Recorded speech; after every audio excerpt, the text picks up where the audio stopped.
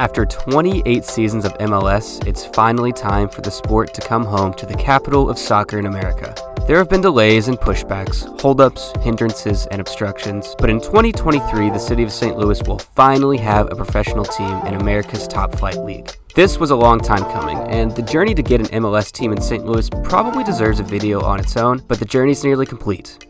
We are finally at our end goal, a professional team in the Gateway City.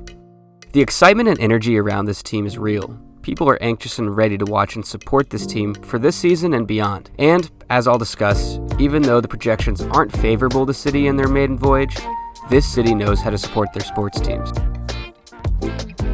St. Louis City SC, that's going to get really annoying to say over and over, have 34 games and a League's Cup berth to prove to their city and the rest of the league what they're capable of. Well, what are they capable of?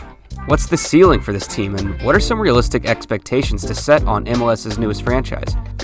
As a fan of all things St. Louis, I of course want this team to be competitive, but there are a lot of sources that have this team performing as you would expect an expansion team in a smaller market to perform.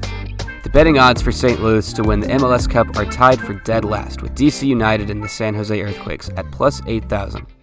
Nearly every single pundit out there has St. Louis finishing either 13th in the West or in last place in 14th. Along with that, many have this team to be their wooden spoon winner, the trophy given out to the team who finishes last in the entire league. Is St. Louis really that doomed? Are we in for a world of hurt for the 2023 season? Well, maybe. MLS has had two major phases of expansion, the second phase starting in 2015 and still growing. St. Louis will mark the 11th team since 2015 entering the league, and looking at the other 10 teams, history is not on the boys' side. In 2015, NYCFC and Orlando City entered the league, both missing the playoffs that year. In 2017, both Atlanta and Minnesota were introduced into the league. Atlanta started their MLS campaign strong by making the playoffs as a 4 seed in their very first season. In 2018, they won the Cup in just their second season. Minnesota, on the other hand, they also missed the playoffs in their first season. In 2018, LAFC joined the league and made an immediate impact.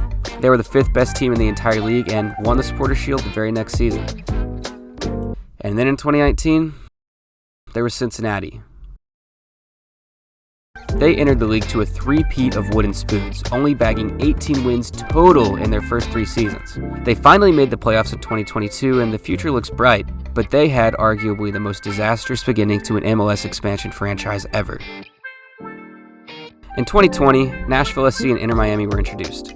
Expectations were not high for Nashville, but they have yet to miss the playoffs.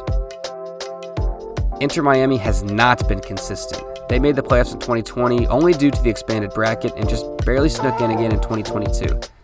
You expect David Beckham's team to be a powerhouse like LAFC, but they've not been able to show that they can hang yet. 2021 saw Austin FC, and their first season was nothing special. 2022, however, they were a contender for Supporters' Shield and even made it to the Western Conference Finals. And finally, in 2022, Charlotte FC had an admirable season, finishing just outside the playoffs. So, some have great starts like Atlanta and LAFC, others terrible like Cincinnati.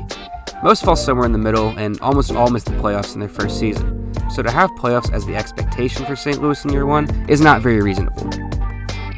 The bigger issue, though, is the speculation that the team has severely missed the mark in terms of building out the roster. Firstly, they're signing a goalkeeper at DP.